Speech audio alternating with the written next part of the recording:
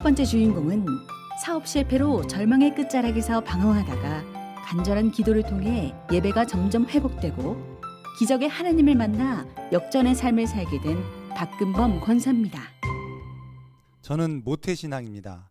외할머니를 통해서 신앙이 우리 가문에 들어왔고 어머니 뱃속에서부터 저는 말씀과 은혜로 양육받아 자랐습니다. 그러다가 고등학교를 졸업함과 동시에 저도 신앙의 시련이 왔습니다. 교회도 졸업했습니다. 완벽하게 졸업한 건 아니고요. 교회와 신앙 사이에 교묘한 줄타기가 이때부터 시작됩니다. 6일은 대학교 친구들과 술 먹고 담배 피고 나이트 가고, 주일은 그 모습이 찔려서 하나님 앞에 회개하고 주일학교 교사하고, 이렇게 철저하게 이중적인 신앙생활을 하게 됩니다. 하나님께서는 이것을 더 이상 두고 볼 수 없으셨던지 저를 계획 속에 넣으시고 교회를 옮기게 만드십니다. 인사만 잘해도 먹고 산다는 아주 이상한 교회로 말입니다. 열왕기상 18장을 본문으로 말씀을 전하시는데 18장이 엘리야와 그 850대 1로 그 이방인 선지자들과의 그 기도 전쟁을 하는 멋있는 본문을 배경으로 말씀을 전하시던 중에 무너진 제단을 수축하되라는 그 본문을 말씀을 하시면서 예배의 회복을 강조하셨습니다. 근데 이때 던졌던 그 예배의 회복이 얼마나 강력했던지 제 가슴을 후비고 제 귓가를 때리고 제 머릿속을 맴돌았습니다. 평소에 9시가 돼야 퇴근을 했었고요. 조금 늦으면 11시, 12시, 한두 시가 넘는 것도 다반사였는데 수요일 7시 반에 예배는 정말로 제게 있어서 크나큰 신앙의 도전이었습니다.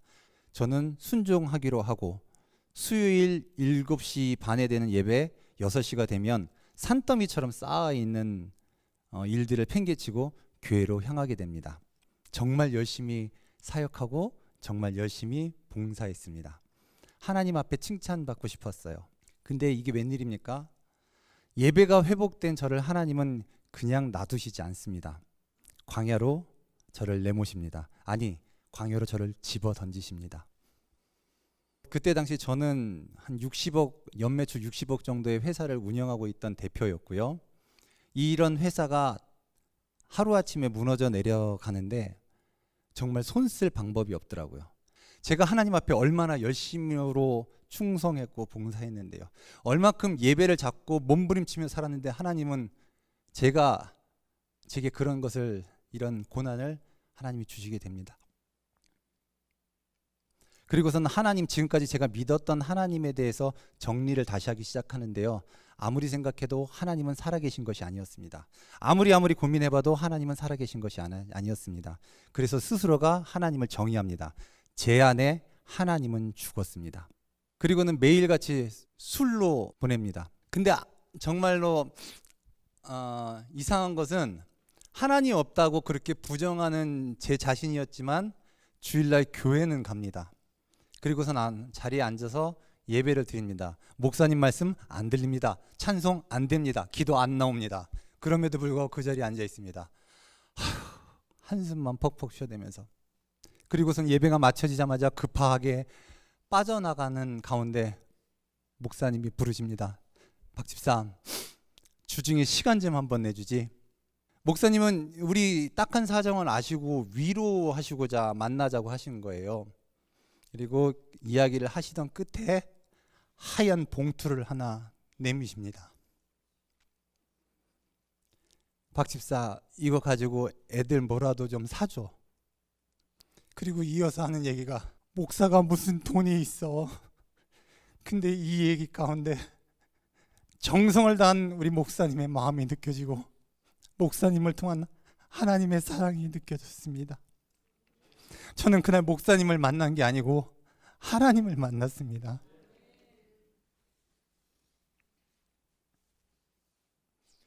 근데 목사님이 주신 돈을 쓸 수가 없는 거예요. 그래, 그 다음날 새벽에 그대로 단위에 올려놓습니다. 그리고는 저 구석에 앉아서 한참을 울어대는데 말이 안 나오는 거예요. 하나님한테 미안해서, 죄송해서, 너무 부끄러워서 그냥 꼭 그냥 거리다가 한마디 내뱉습니다. 하나님, 살려주세요.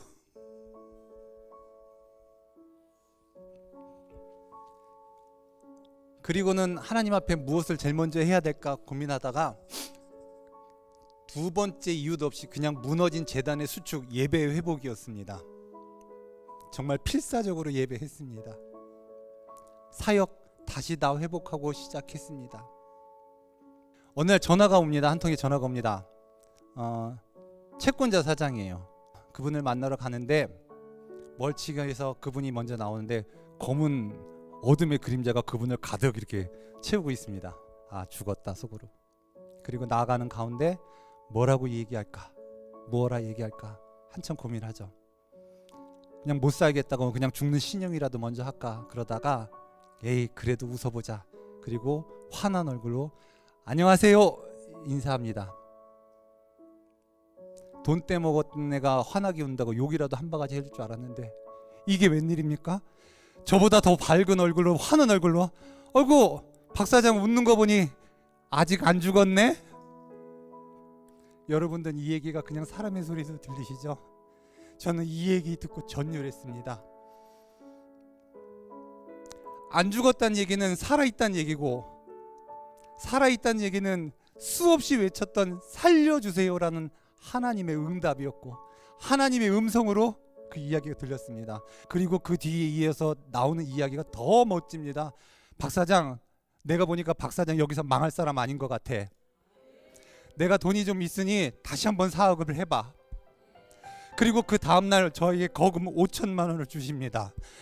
저는 이미 이때 신용불량자였고 은행 거래도 안 되고 설령 그 5천만 원을 가지고 제가 꿀꺽 하더라도 아무런 하자가 없는 상황이었어요. 사업을 20년씩이나 한 노련한 사업가가 그 정도 모르고 저에게 5천만 원을 주실까요?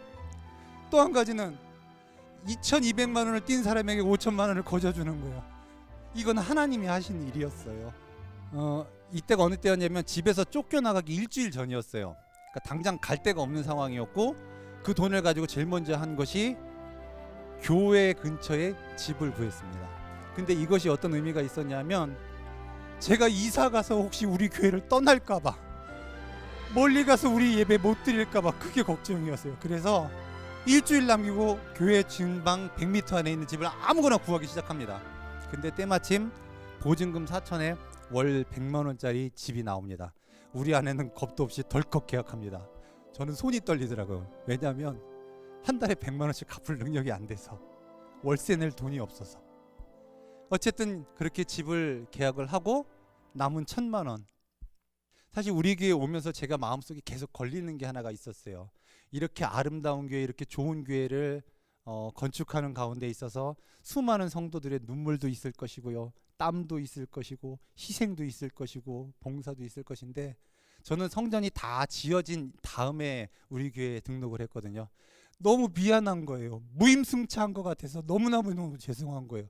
그래서 그 1,000만 원을 하나님 앞에 내려놓습니다. 주의 종 앞에 드리게 됩니다. 그러면 제가 사업을 할 돈이 없네요. 우리 하나님 기막힌 일을 하시기 시작하십니다. 저는 외원 김에 아까 얘기했지만 한 60-70억짜리 그 제조업을 하고 있었어요. 그래서 사람이 있어야 되고 설비가 있어야 되는 회사예요. 그래서 어떤 오다가 떨어지면 그걸 제품을 만들어서 납품을 해야 되는 일들이었는데 직원도 없습니다. 설비도 없습니다. 가진 거라고는 A4 용지 5장으로 브로셔를 만들었어요. 그리고 저 이런 일 할 수 있습니다 라고 하면서 원청 업체를 쫓아다니는 거예요. 저 이런 일 할 수 있습니다. 저 이런 일 할 수 있습니다. 저 이런 일 할 수 있습니다. 거래관계를 뚫는다는 것, 업체와 거래를 한다는 건 설비를 갖춰놓고 인력을 갖춰놓고 시스템이 다 갖춰놓는다 할지라도 수주받는 것이 굉장히 어려운 게 현시대인데요. 사업을 시작한 그 첫 해 브로셔 하나 가지고 저는 혼자서 10억의 매출을 올리게 됩니다. 현재 저는 수십억의 매출을 올리고 있고요. 작지만 튼튼한 회사를 운영하고 있습니다. 경매로 넘어갔던 집은 3년 6개월 만에 정확하게 그 금액과 똑같은 금액으로 집을 찾아주시고요. 빨간 딱지가 붙었던 집기료는 숟가락 젓가락 하나 놓침 없이 잃어버림 없이 다 찾게 만들어주셨습니다. 하나님은 살아계십니다. 하나님은 살아계십니다. 그렇다고 지금 제가 사는 삶 가운데 어려움이 없냐고요? 아니요. 옵니다. 있습니다. 그때마다 저는 어김없이 하나님께 이렇게 얘기합니다. 하나님, 살려주세요. 살려주세요. 현 시대는 기적이 없다고 얘기합니다. 근데 과연 기적이 없을까요? 제가 볼 땐 기적이 없는 게 아니고 살려달라는 여러분과 저와의 몸부림이 없는 건 아닐런지요. 모든 영광 하나님께 돌립니다. 감사합니다.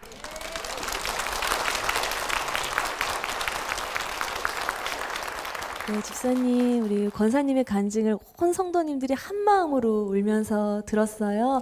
아내분은 오죽하셨을까 싶거든요. 지난 날들이 파노라마처럼 스쳐 지나가셨을 것 같은데 어떤 은혜가 있으셨나요? 어느 날 젖먹이 아가를 등에다 업고 토닥토닥 잠을 재우고 있는데 아이가 등에서 숨을 쉬잖아요. 그 숨소리가 제 등으로 제 심장으로 전해져 오면서 하나님이 나를 숨쉬게 하시는구나, 나를 호흡하게 하시는구나, 이런 마음이 들었어요. 그리고 그 아이를 내려서 젖을 물리는데 아이가 젖을 먹는데 제 마음에 하나님이 나를 먹이고 계시구나, 나를 먹게끔 하시고 내가 견뎌내게끔 하시려고 오셨구나, 이런 마음이 들었습니다. 하나님이 살려주실 거구나, 죽이지 않으실 거구나, 이런 확신을 주셨어요. 그때부터는 세상이 두렵지 않았고 쌀이 떨어져도 배고프지 않았고 살려주실 거를 믿었기 때문에 그다음부터는 마음이 정말 평안했는데 네. 그 평안은 천국을 맛본 그런 기분이었습니다. 네. 우리 권사님, 지금은 다 지난 날이 됐습니다. 앞으로는 어떤 고난이 닥치더라도 정말 지혜롭고 슬기롭게 이겨내시리라 저희가 믿는데요. 한번 바닥을 짚고 일어나셨잖아요. 지금 새롭게 사업을 시작하시는 이 시점에서 크리스찬 사업가로서 앞으로는 어떻게 내가 사업의 길을 열어가야겠다 다짐을 해보신다면요? 고난이 마냥 나쁘지만은 않아요. 물질관의 변화를 비롯한 가치관의 변화를 주시는데요. 가치관의 변화 중에 이제 물질관, 돈에 대한 개념 자체가 틀린 건 하나님이 제게 그냥 맡겨 주신 거예요. 하나님 위해서 멋지게 벌어서 멋지게 쓰다가 멋지게 천국 가면 그걸로 족합니다. 아멘입니다. 우리 권사님 한창 힘드실 때 고난 가운데는 하나님 정말 살아계시는 거 맞냐고 외치셨지만 우리 권사님의 간증을 통해서 우리는 정말 살아계신 하나님을 만나는 도전의 간증인 것 같습니다. 앞으로 하나님께서 새로운 사업의 길을 열어주실 때 많은 사람들에게 선한 영향력을 행사하는 크리스찬 사업가가 되시라고 우리 두 분께 힘찬 응원의 박수 부탁드립니다.